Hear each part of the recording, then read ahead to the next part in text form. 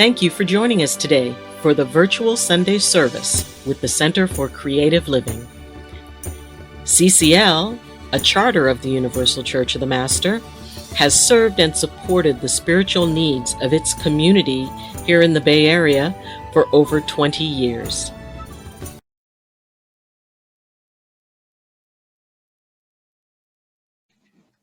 Good morning and welcome to the Center for Creative Living.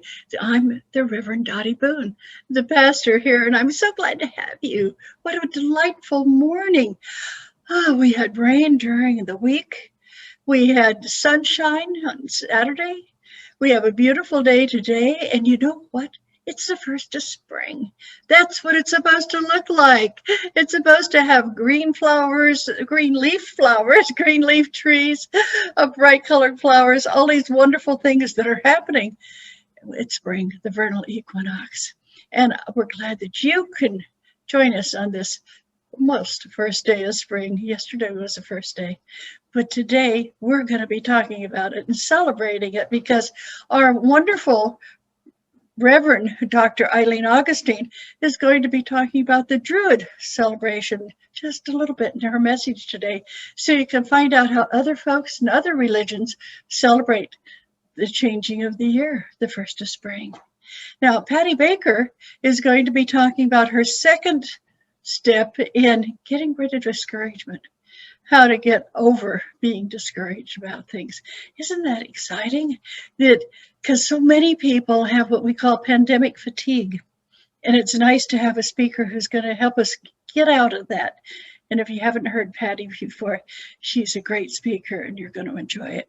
And then next Sunday, we're going to have wonderful Reverend Chris Brown, and she's going to be talking about Passover. And may have a help with some other people. It's always great when we have surprise guests. So let's see who comes up for that. Okay. And then for Easter, we're going to have Reverend Mary Gary. Reverend Mary Gary has been around quite a long time here with us at the CCL and Universal Church of the Master. She also has her own church that she might talk a little bit about too. And it's a Center for Infinite Growth. So wonderful things coming up, and we're so glad to have you here to celebrate them. So how did you do over St. Patrick's Day? Was it fun? Did you enjoy yourself? Well, you know, today is the International Day of Happiness. And that's what we want to talk about, is the things that make you happy. Is it going outside and looking at the greenery? Is it talking to somebody that you really love and appreciate in your life? Well, how do you celebrate happiness? So think about that. Is it being with the one you love?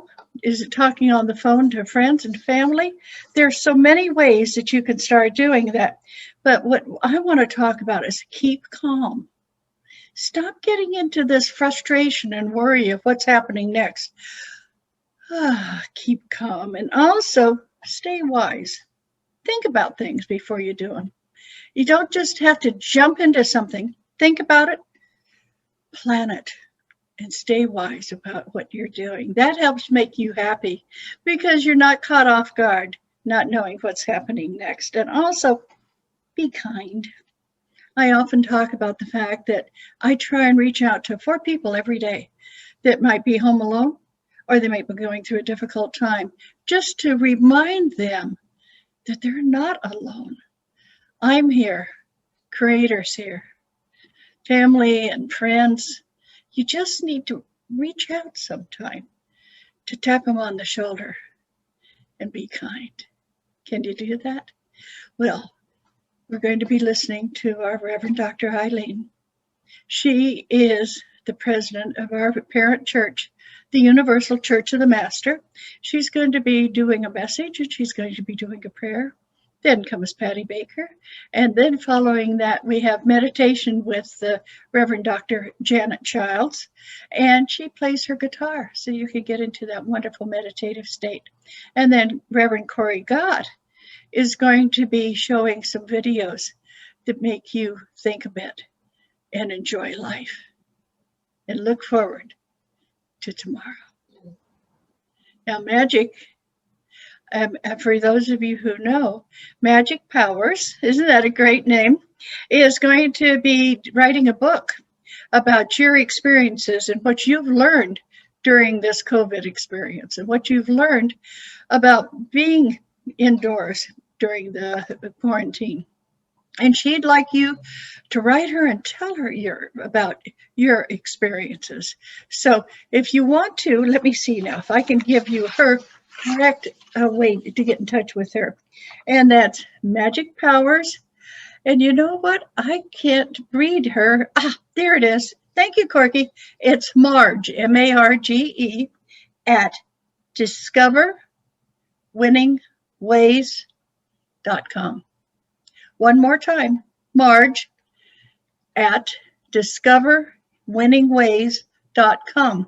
If you can't remember that or you didn't have a pen and paper, call me, 408-220-5780, and say, Dottie, how do I get in touch with Marge, or as we call her, Magic, so I can give her my take on what I've learned during this pandemic. She'd love to have it for the book that she and our wonderful Reverend Keith are writing. Okay? Have a beautiful day, and thank you for joining us.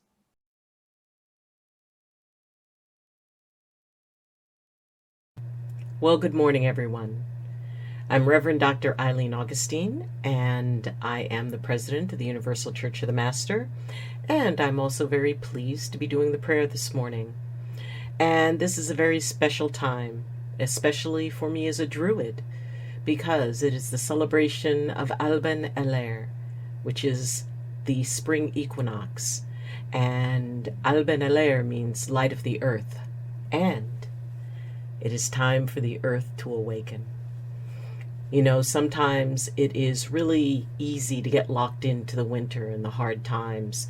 And often we can forget that everything goes in a cycle, everything moves through, and we all have those seasons in our life, whether it's the environmental seasons or even the seasons within ourselves.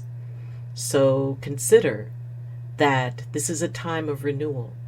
It is a time to be reborn, and you can be reborn in whatever way you choose.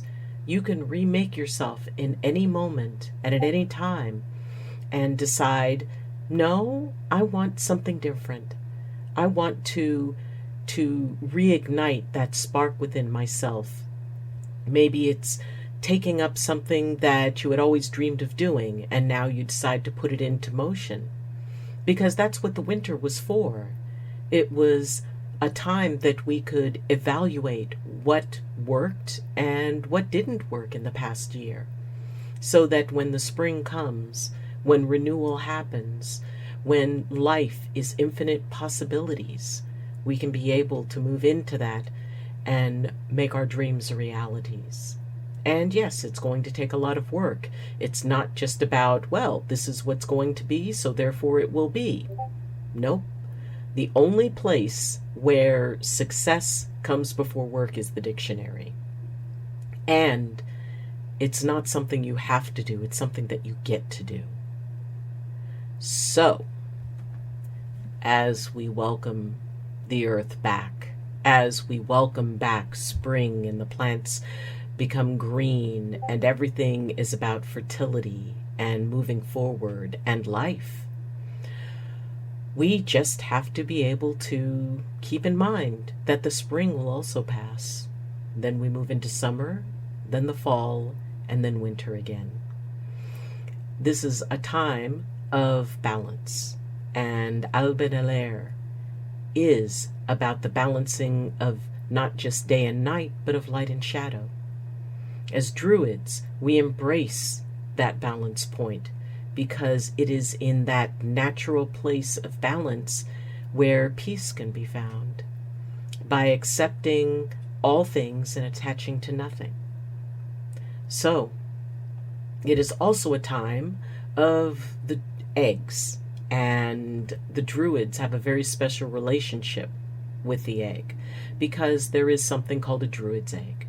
It is used for meditation. It is used to focus energies. It is used for healing.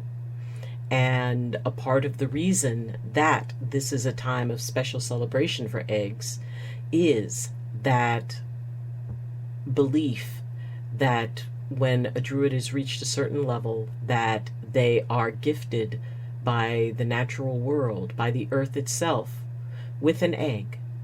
And it was believed that it was formed out of the spittle of serpents, because serpents represent renewal and rebirth. And that it is something that it's, about the size of an egg, or it fits in the palm of the hand and resembles an egg, and yet it is a stone. And in the spirit of the season and in celebration, I share my Druid's egg with you. And I came across it at a very sacred place out in the woods where I went to a mystery school. And as I was walking along the path and other people had walked ahead, I looked down and I saw something that seemed to be glowing in the setting sun. And it was this egg. I've been told that it appears to be a kind of quartz, but not quite. And it was in the earth, perfectly shaped like an egg. And something told me, look down. And I knew that it was my gift. Now, a druid's egg was also supposed to influence things to go in your way, especially in courts and in legal matters. But it was a sign of a druid, and during the time of, the Roman persecution of druids, anyone found in possession of one, it was a reason to be immediately put to death. So I wear mine proudly in the memory of all those who died bearing them. Now, eggs are also about renewal and rebirth and infinite possibility. And consider, what it is that you want to give birth to. So, take a nice deep breath, and acknowledging the amazing potential of this season, let anything that is weighing upon your body, your mind, or your spirit to fall aside into that little basket next to you, because that's your care basket. And in this place and at this moment and in the spirit of spring, you don't need to hold on to it. Dear blessed and wonderful Creator, we thank you for this day, and we thank you for our lives. We thank you for all the blessings you give in each and every moment and with each and every breath. We thank you for the renewal and the blessings of the earth. We thank you for being able to bear witness to once again nature waking and becoming alive again. And even though we know it was only sleeping, we know that through that you teach us that there are times when our dreams may need to sleep, that we need to be able to come forward with all of the amazing things that we have within us, and that even though we go through those times when it seems everything is dark and we're not able to move forward, that you will bring spring to us no matter what, that eventually we will be able to see the sun, and that balance of light and shadow will tip into light. And you also remind us that it is during those times that we must do everything that we can in order to move ourselves and to be able to move our dreams forward. It is a precious time, and thank you for giving it to us. And thank you for letting us know that even though winter will always come again, that you will be with us through that winter and all the winters of our lives. And that no matter what, your promise is the spring. Creator, thank you for all you give and all you are. And whatever it means to you, we hope you have a wonderful day, a blessed equinox, and a joyous albeneler. For all your creation to the next 7 generations, aho matak oyasin, ago, ago, ago, by earth, sea, and sky, namaste, shalom, assalamu alaikum, blessed be, and amen.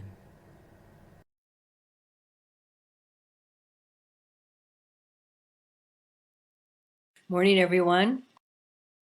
My name is Patty Baker, and I am really pleased to be with you today. I've been looking forward to this for quite a while, and by the time you get to see this, it will be the second day of spring. I just love spring weather. It's the best. So for those of you who are not already familiar with some of my background, I want to share that over the years I have sought the counsel of a spirit entity whose name is Ahatohe. And Ahatohe is channeled through Reverend Joyce C. Brown. We have known and worked together, Ahatohe and I, for well over 30 years. And throughout this time, she's helped me gain incredible clarity into myself as a person through all those sometimes crazy making and difficult life situations that come along in our path, and as well as help me understand myself as a soul on a much deeper level. So she's been a tremendous influence to me on my spiritual journey. When Ahatohe and I work together, she shares what I feel are really incredible and interesting wisdom and teachings. And a lot of the time she weaves stories into how she communicates with me, how she gets the point across. And over the time, I have either handwritten the notes, those were in the older days, and then when computers came along, I started typing everything that I could every time we met. So I have gathered an extensive library of those teachings and stories, and I thought it would be fun if Ahatohe and I collaborated to bring all the stories together and present them to people. You know, I thought that it would be a wonderful way. I know that I've benefited from them, from the teachings and the stories, and I thought perhaps others would as well. So today I'm going to present one of the teachings along with a story, and this is part 2 of Discouragement. At this time we're going to be looking at discouragement from a different lens than we did last time, and looking a little bit deeper into the aspect of the mind, and that if we allow it, how the mind can have a really powerful and negative influence on our life. So the power of the mind really cannot be overstated.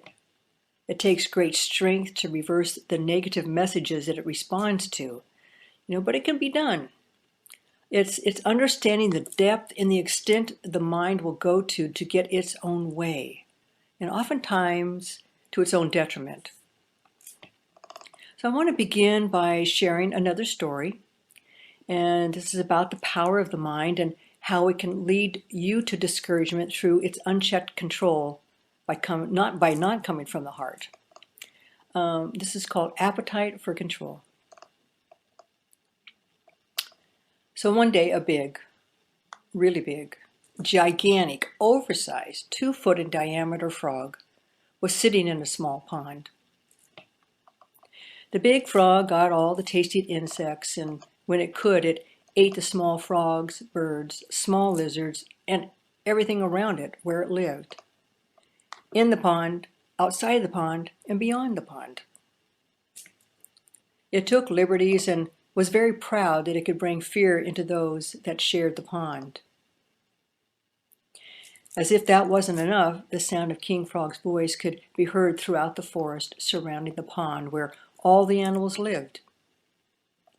His voice, the very sound of his voice, brought fear to them, especially the ones vulnerable to King Frog's appetite. He used the sound of his voice to control the entire pond and surrounding forest.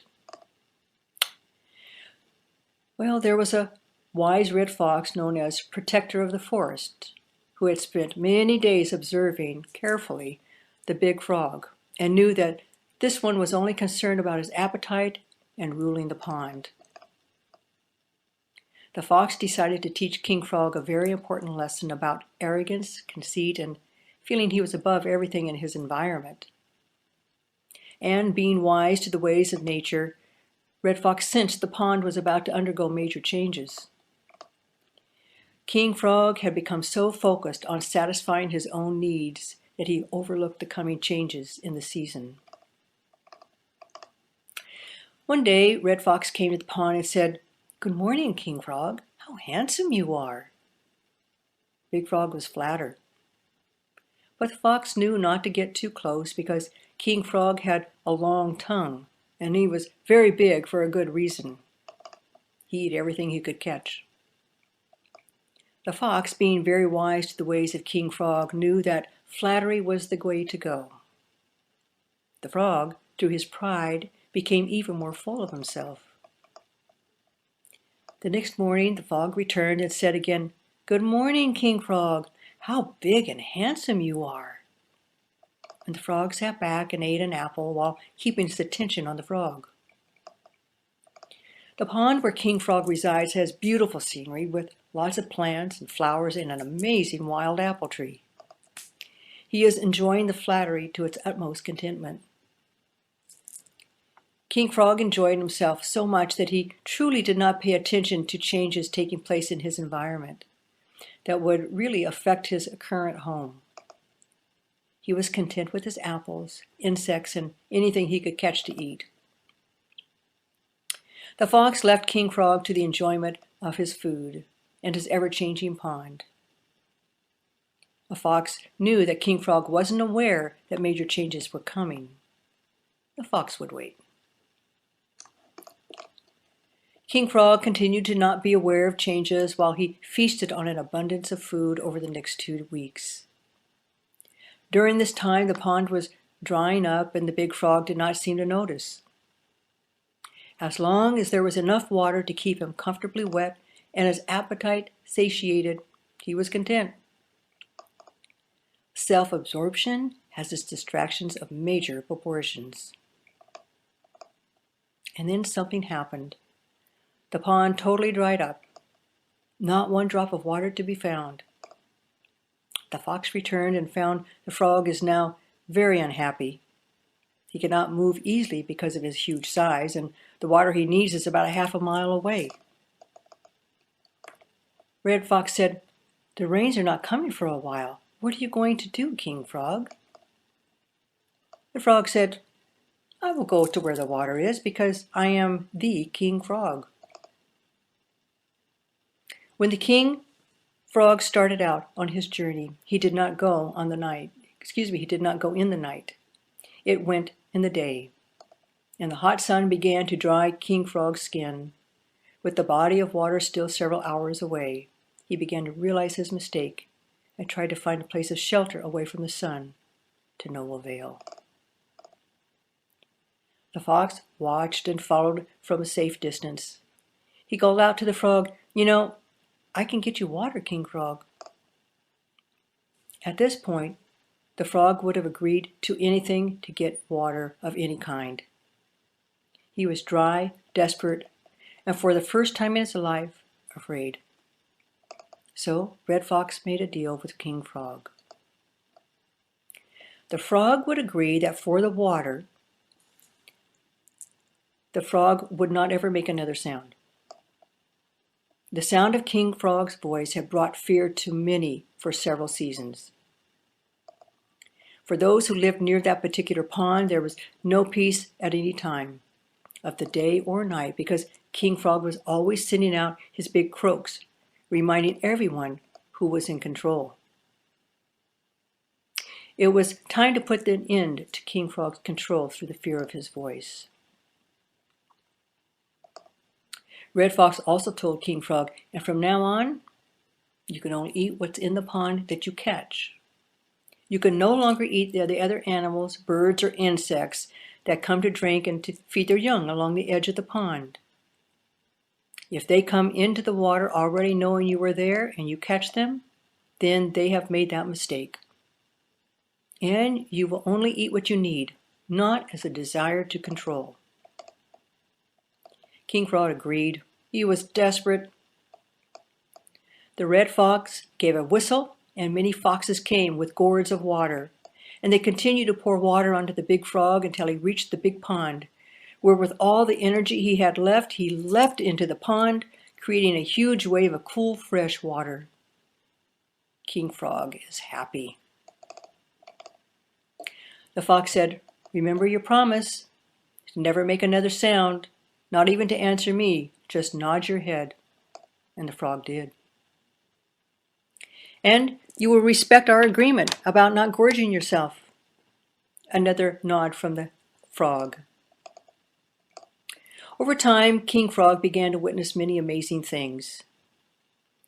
Often he would have the urge to croak out in the loudest of tones, or he would want to flick his long, slender tongue beyond the shores of the pond to catch a tasty morsel.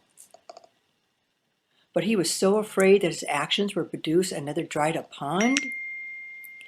He let his urges pass, albeit not easily in the beginning, but he began to see that by controlling himself and not others, he could actually experience the harmony of sharing the pond with other members of the forest.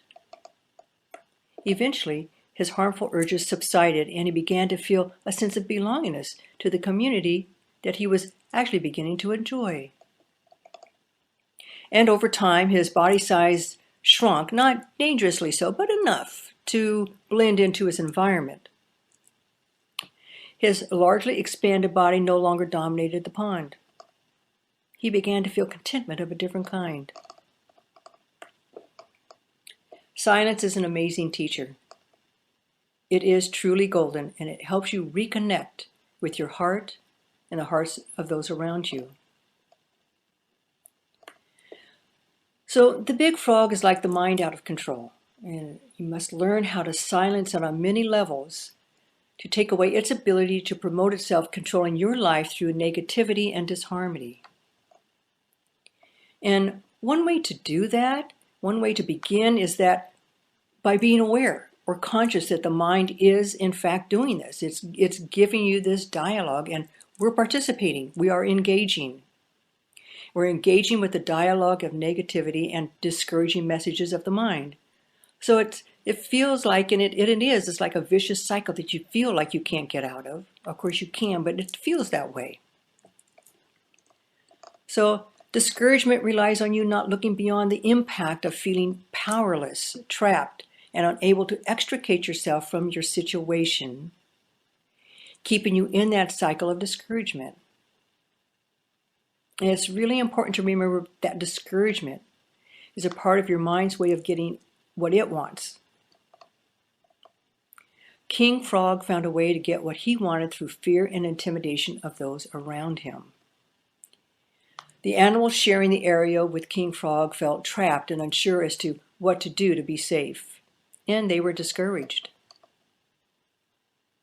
Discouragement is not limited to others under the influence of fear, worry, doubt, or feeling helpless. In this case, King Frog came to understand what it was like to be discouraged also. He could not, without the help of others, survive a dry pond. So remember, discouragement is about becoming powerless. The mind, this is really important. The mind is to support your life, not its life. It's not to drive you to discouragement. It is to be your ally in the most positive ways. That's the mind. It has a lot of potential. Often, though, the mind does not carry all the messages necessary for you to have a good life. It may not have acquired a lifetime of positive and beneficial wisdom. It will use what it knows that causes you to respond either positively or negatively, regardless of the outcome.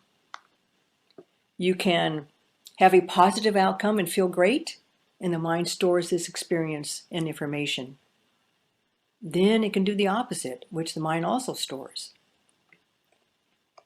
When there is a stimulant that activates either the positive or the negative, the mind simply responds. And it doesn't matter if it's relevant to the situation, it will respond.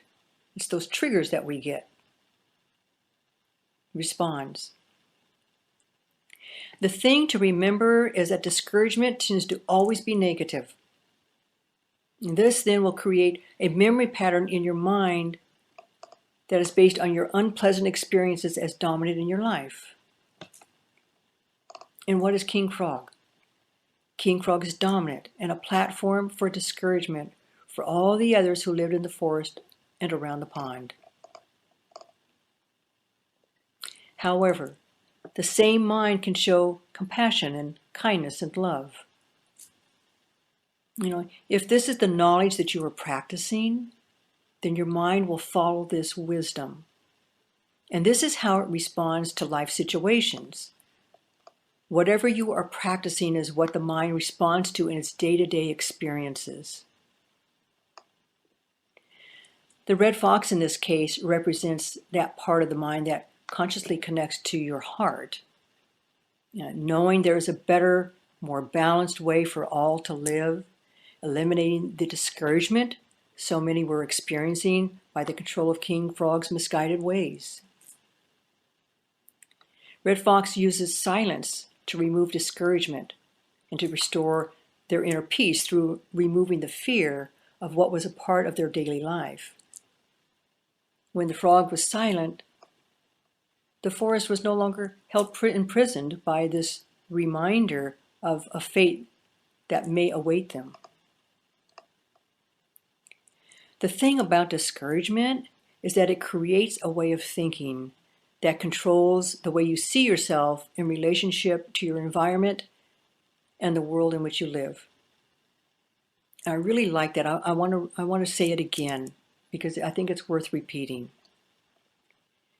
The thing about discouragement is that it creates a way of thinking that controls the way you see yourself and your environment and the world in which you live. Remember, discouragement will seek to convince you that the good has drifted away and somehow may not come back. That's what the animals of the forest were feeling. Through silencing King Frog, this helped them to reconnect to what they loved, their home, the forest, and all around them, in the pond. They were in joy as the big, threatening sound of King Frog's voice was no longer heard throughout the forest. This brought peace and inner calmness by not being reminded of their great fear. So, when you come from the heart, balance is restored. You feel peace. When you live life from what you create and not what the mind is controlling you to do, it comes from the heart. And when you connect to the heart, it is a direct connection to your soul. And that is where the true self resides. How do you know when you are coming from the soul? You feel it in your heart. So this is the end of my talk today. I want to add that if you are experiencing discouragement and you want to talk to someone, there's a lot of resources through CCL. I would suggest that you reach out and to them or to a local support agency for assistance. And remember, discouragement is only a state of mind. It is a state of mind. It is not who you truly are. It is not that golden nugget of your true self. Thank you, everyone. It's great to be here. Be well.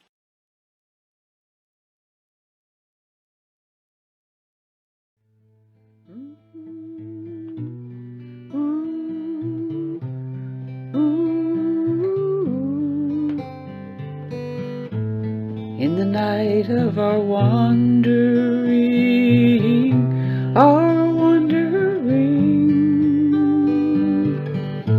in the dream of our being,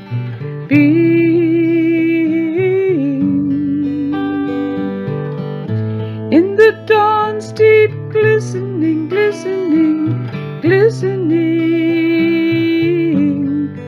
we are here.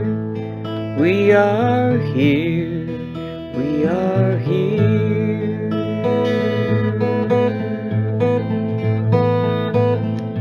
In the moment of reckoning, reckoning, in this open-handed beckoning, beckoning, beckoning, in this reach to connecting,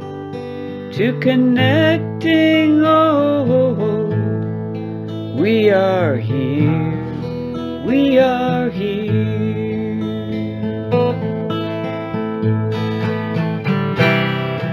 With this life we are given, takes our breath away, takes our breath away. With this road we are walking, takes our breath away, takes our breath away, takes our breath away, takes our breath away. And we're here, we are here. Takes our breath away, takes our breath away. We are here, we are here. Takes our breath away, takes our breath away. Oh, we are here in the night of our wandering, wandering, wandering, wandering. In the dream of our being, being, or seeing, or seeing. In the dawn's deep glistening, glistening, glistening. Oh, my friends, we are here. We are here. We are here. And it takes my breath, it takes my breath, takes my breath